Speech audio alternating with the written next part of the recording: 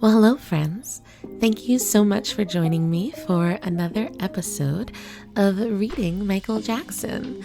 I am your host, Lena, and once again, I'm so happy to be here with you. I'm really looking forward to this week's episode and talking about this week's piece from Dancing the Dream. But before we get into that, I wanted to just ask you, as the listeners, for a quick favor. Now, as you could probably guess, Reading Michael Jackson is a small podcast. It is a small operation of me at a desk reading a book, but it is a small podcast. It has a global audience, which is beautiful, but not a very broad and wide audience. And I would like to grow that a bit. So when I was editing last week's episode, I found that I was getting kind of emotional about it. I mean, I'm emotional all the time. I'm an emotional person, but I was feeling emotional because this is a project I do because I love Michael Jackson and I'm genuinely so moved by his words and his work. But I started really thinking about how special it is that he was the artist he was, that he operated his life in such a way that he did, that he can be an inspiration to so many people, that he achieved the incredible feats he achieved, that he wanted to bring his own, kind of spiritual, philosophical understanding of life and global unity to people all over the world, and that he achieved that in so many ways. The fact that he was vulnerable enough to write a book like this and publish this book, especially at a time when the media was beginning to kind of turn on him. There's so many things that I am so grateful for. And I was editing the episode and thinking about last week's poem and feeling just so grateful to have the opportunity as a fan to sit with work like this and talk about it and connect with people and share it, and how much I wish the general world knew this part of Michael Jackson. Prior to becoming a fan, I didn't know so much of what Michael symbolized and so much of what he gave. My primary associations with him were pop music, the moonwalk, the glove, the fedora, the image, the iconography. And it's cool, right? Like, it's cool that Michael was so incredible at his own image creation that it's that iconic, but I didn't know the depth of his soul, what he stood for, what he was trying to achieve. I didn't know. And I feel that as a fan now, and I've spent now months working on this podcast every week, spending time with this book, as a fan, I feel like this contribution of a podcast is very, very small, but it's still a contribution.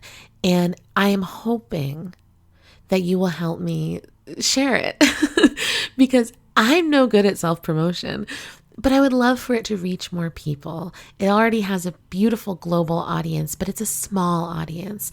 And is there a way we can expand it? I don't know, but would you help me out? So I ask that if you have been listening for a while and you enjoy the podcast, would you consider leaving a review for it or rating it? This could be on any platform that you use to listen to it. Leaving comments on it if available on your platforms. Very appreciated. That kind of engagement helps push this into the algorithm for those who might be interested and maybe help it get recommended for others. But if you're not someone who wants to do that, share it. So if you find that you really like or enjoy a particular episode, whether that's because Michael's piece is particularly profound for you or because you like something about the discussion that I have in it, whatever the reason may be, please, I encourage you to share it with your Michael Jackson friends. Whether that is in a big group is totally fine. It could just be a friend that you know that likes Michael, if you think it is worthwhile. So if you're listening, I hope that you do think that, but I don't like asking for that. I feel uncomfortable asking, but I wanted to ask because if you're here, it means you like it, right? But if this is your first time listening, I am very sorry. I never do this. So this is the first time in a while that I've asked for any favors like this. So it is not typical and it's almost over. The final thing I wanted to say is that, as I've mentioned the last couple of weeks, you may now reach out to me if you have any comments, questions, or want to have a private conversation about something related to the podcast or Michael Jackson. You can email me at readingmichaeljackson@yahoo.com, and I am always enjoying when I get emails from people, so please don't be shy. Okay, that was long enough and much longer than I expected. Isn't that always the case, though? I always have too much to say.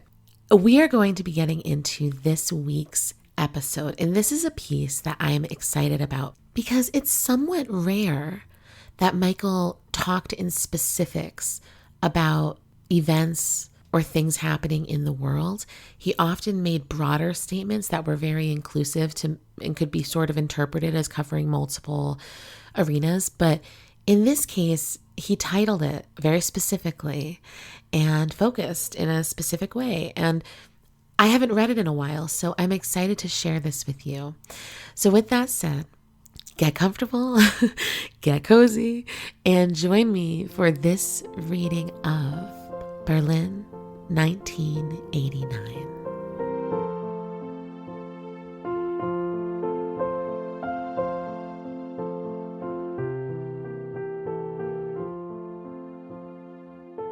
Berlin, 1989. They hated the wall, but what could they do? It was too strong to break through. They feared the wall, but didn't that make sense? Many who tried to climb over it were killed. They distrusted the wall, but who wouldn't? Their enemies refused to tear down one brick, no matter how long the peace talks dragged on. The wall laughed grimly. "I'm teaching you a good lesson," it boasted. "If you want to build for eternity, don't bother with stones. Hatred, fear, and distrust are so much stronger." They knew the wall was right, and they almost gave up. Only one thing stopped them. They remembered who was on the other side: grandmother, cousin, sister, wife. Beloved faces that yearned to be seen. "What's happening?" the wall asked, trembling. Without knowing what they did, they were looking through the wall, trying to find their dear ones. Silently, from one person to another, love kept up its invisible work. "Stop it," the wall shrieked. "I'm falling apart." But it was too late. A million hearts had found each other. The wall had fallen before it came down.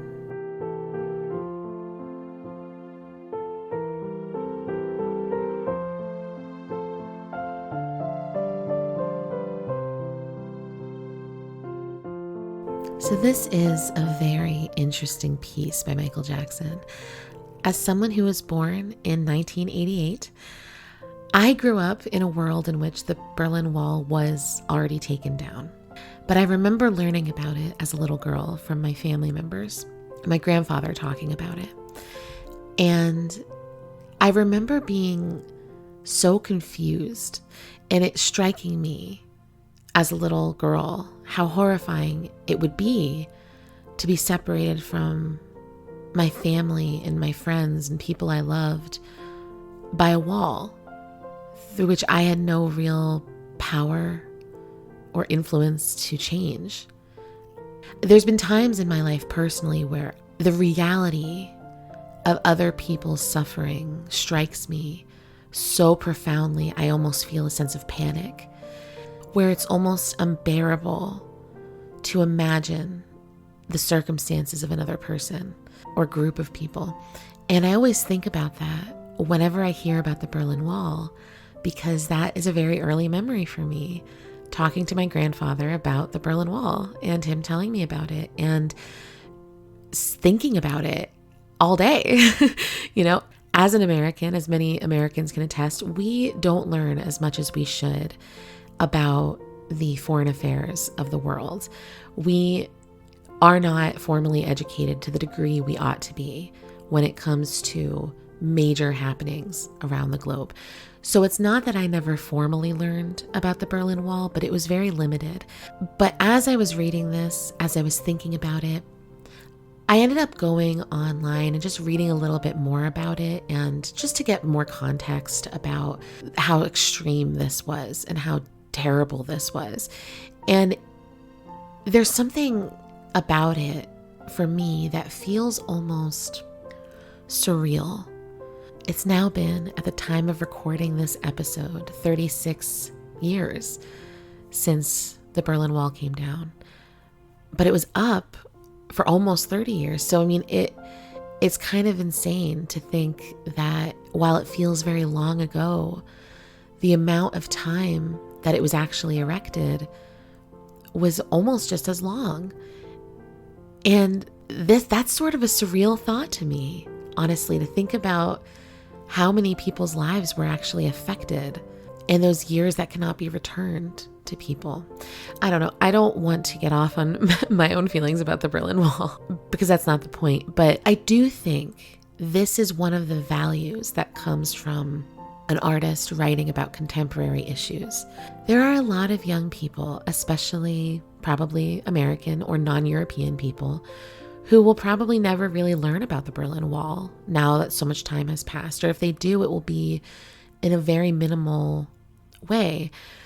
So someone like Michael Jackson talking about it and having it permanently published in this book, for example, that helps to keep the memory alive for those people who aren't going to be as formally introduced to it. But the Berlin Wall is, of course, a massive moment in history. And I don't mean to suggest it will be forgotten, but obviously, as time passes, what could be forgotten is the extremity of what it meant.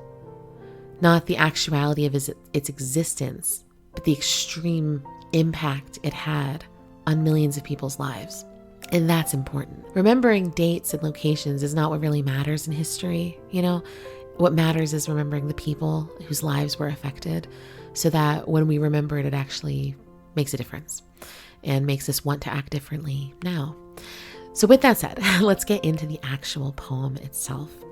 For the first few lines here, we have Michael talking about the people who were affected by the wall. They hated the wall, they feared the wall, they distrusted the wall, but they felt hopeless. What could they do? Wasn't it reasonable to hate and fear the wall? So they hated it, but were at the mercy of it on some level. They feared it, but that was reasonable. It was rational. Many who tried to climb over it were killed. They distrusted the wall, but who wouldn't? Enemies refused to tear it down. These three opening lines are so reflective of what I am sure it truly did feel like to be a person whose life was affected by this wall. I'm sure there would be this sense of hopelessness, powerlessness, of not really being able to do much at all. We'll come back to that because I think that the themes here are very universal despite being kind of grounded in this specific example. I want to come back to that though. So after this kind of, I suppose you can think of it as this groundwork he lays for how the people were experiencing it, he then goes on to personify the wall, which I think is an interesting choice. The wall starts laughing. So the wall is kind of mocking all the people. It's standing there as this symbol, but in his writing, it's actually laughing. It's actually mocking them, and it's boasting. If you want to build for eternity, don't bother with stones. Hatred, fear, and distrust are so much stronger. So with him saying that, it's clear we're not just talking about the physical barrier of the wall, but the emotional, psychological barriers that come with this particular type of control and instilling the belief in people that nothing can ever change. just today I saw on social media some commentary about like gender stuff. And I saw this man write in the comments something like, sure, you don't like it, but that's the way it is. And that's the way it's always been. And I didn't really understand the point of that. I don't know what that comment was doing for anyone, but it reminds me, I think of that right now when I'm reading this piece, because the idea that something can become so normal, and as soon as you make something normal, even if it's bad, it becomes very difficult to stop it or change it. As soon as it feels normal, it starts to feel reasonable.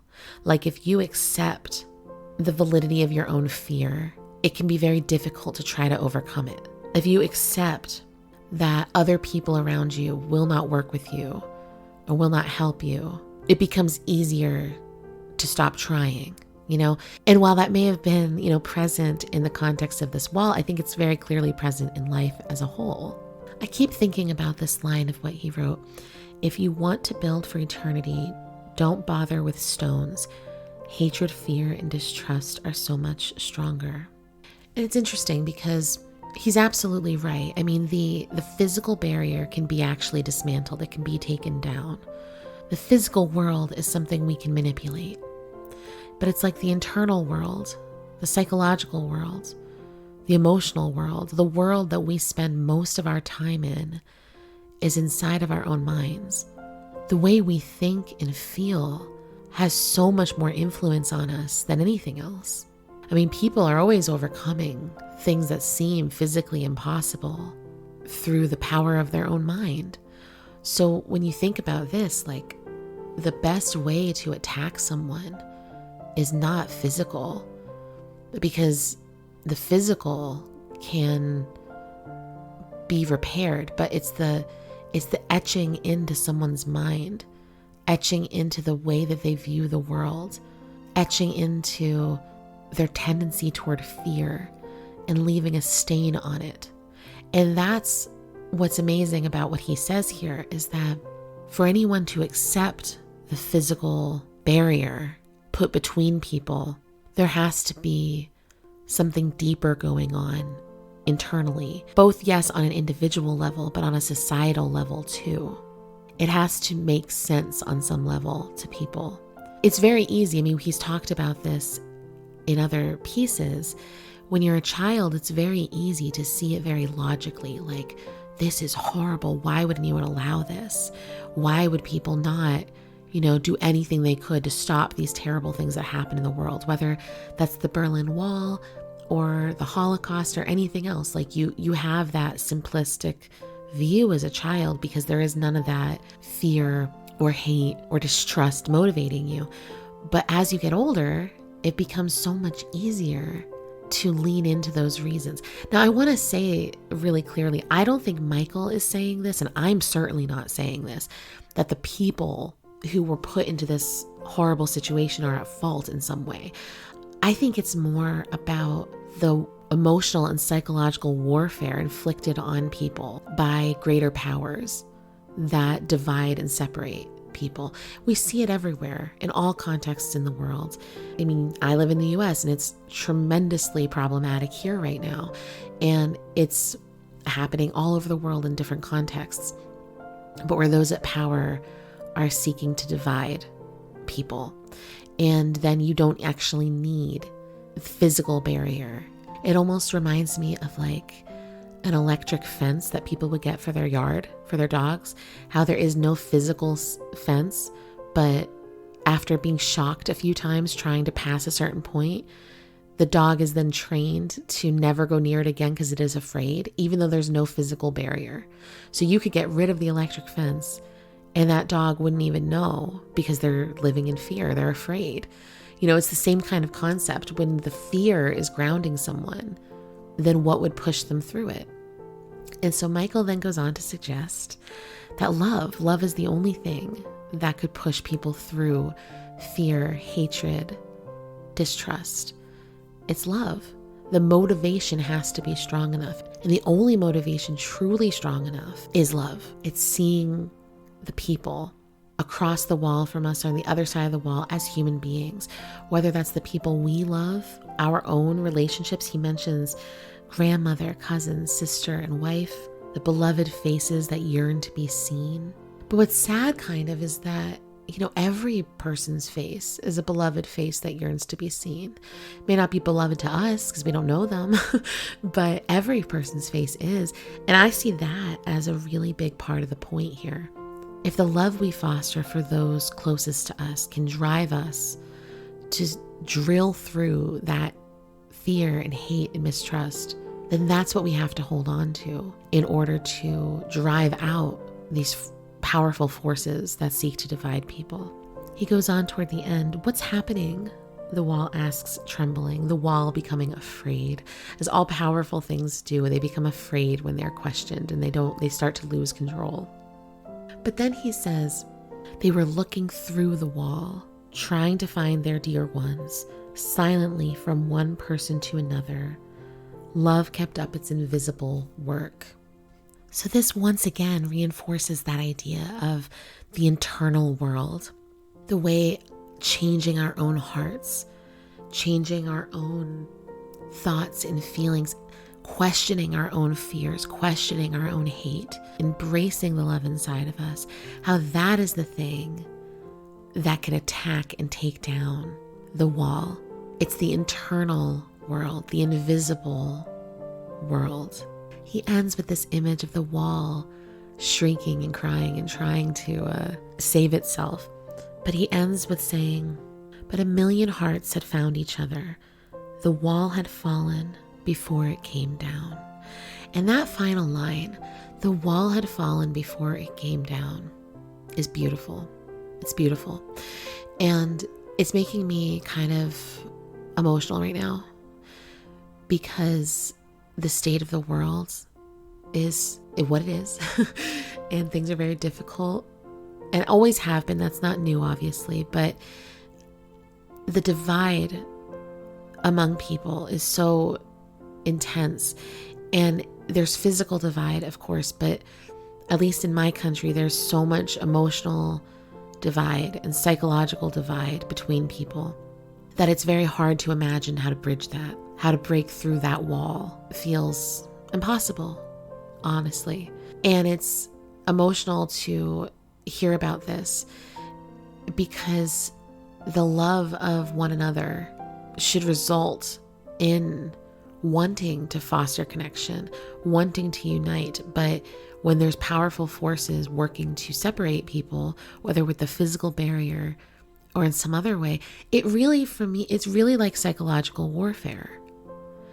And I don't know, I think about this side of Michael. I mean, this is a very loving piece. It's literally talking about love overcoming hate, which is a beautiful thought.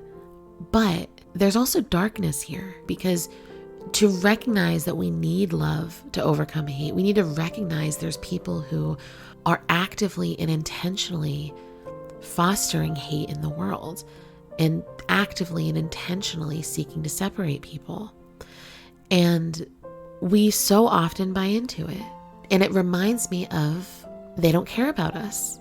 The message in They Don't Care About Us. I mean, the title itself, They Don't Care About Us. But the messaging of Michael, I mean, going from let's stop hating each other, let's start embracing each other, let's find the love in ourselves, all these things, to eventually a few years later, after this book comes out, he graduates to pointing the finger at those above us and in power over us, and making us turn and look at them and say, look at them, they don't care about us. Like, that is very, very powerful. And to have spent all this time laying this foundational groundwork, reminding us of love. I mean, so many people will bypass that. They'll laugh that off and just say it's kind of like overly idealistic or cheesy or something. You know what I mean? But that doesn't stop it from being true. I have seen so many people, for example, react, like young people reacting online to the We Are the World song and how emotional they get over it. And it feels sincere to me, because they'll say things like, we don't have this unity today, and there's nobody coming together today now. And like, how are we this divided? It's hard to believe this was ever what the world was like. I think people have that reaction because it genuinely does feel like we need that message in the world still. But at a certain point when we were spreading that message, it was certainly not being heard. And so he changes his message to a bolder one and reminds people like, hey, it's not you and me, it's them. Like the people in power are the ones who are intentionally doing this. And I think that message starts here. As pleasant and beautiful of a piece this is, it's really grounded in a really horrific circumstance, in a really disturbing play of power. It was interesting as I was reading about the Berlin Wall a little bit before this episode, that there was a military parade only a couple of years before the wall was taken down that was celebrating the wall. It was like 3 years beforehand or something. And I was like, wow, because this stuff doesn't happen overnight. As he says here, this stuff doesn't happen overnight. It's like people connecting and unifying emotionally and psychologically first, and then it starts to happen. And I thought, like, what were the participants in that parade thinking and feeling? Because apparently surveys after the fall of the Berlin Wall, I mean, by and large, 80 to 90% of the society on both sides were extremely happy about it being over. And in later surveys in the 2000s and even more recently, it's like 95% of people are happy about it. So it's not like people wanted this even a few years earlier. So it makes you wonder, how often are we participants in the very thing we are fighting against? I don't mean literally it is the fault of the people. I'm talking about, in this case, those who were forced to participate in these parades and celebrate this thing that they didn't believe in and did not want. How often are we put in that position and kept in that position by these powers that be that don't care about us and that foster hate and drive us apart? I don't know. It's a very important message, I think. And it feels very relevant in my life, in my country today. So I'm appreciative of it, but I'm also sad. I mean, I think history does repeat itself as we start to forget what others have really endured. We don't share those stories. We don't keep those stories alive enough. And music and art and film and all of these ways in which we can is part of how we fight back against it. Because otherwise, we just keep repeating the same things over and over. And I'm very fearful that we're in a difficult place right now with that too. So with that said, I think this is a remarkable piece, actually. The more I've talked about it, the more I really think it's quite remarkable. And I am grateful that he did write about this.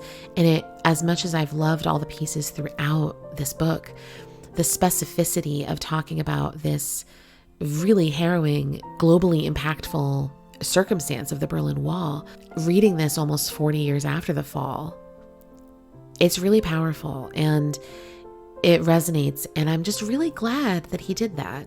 Michael has written about a lot of things, but I do think he reserved a lot of his more pointed commentary. Like, for example, I'm sure many and most Michael Jackson fans know that he's written about Palestine before. And there's those lyrics, I don't know if it's a lyrics or a poem that have circulated about Palestine and his support of Palestine. And it's like, there's things like that out there. I think Michael was always deeply concerned about anyone in the world that was oppressed in some way, in any kind of context. And so he did write about stuff, but he was very limited in what he released that was highly specific. So I am grateful that he has this in this book, and it was a really interesting thing to reflect on today. So with that said, thank you so much for joining me again. I really appreciate it, and I do enjoy getting this opportunity to talk with you about Michael's beautiful work. So thank you. I wish you all love. I wish you all connection and warmth and closeness to those people you care most about in this world. And I extend from me to you a kind of love as well, because I feel like that's the whole point of all of this. So thank you so much for tuning in, and I will speak with you all next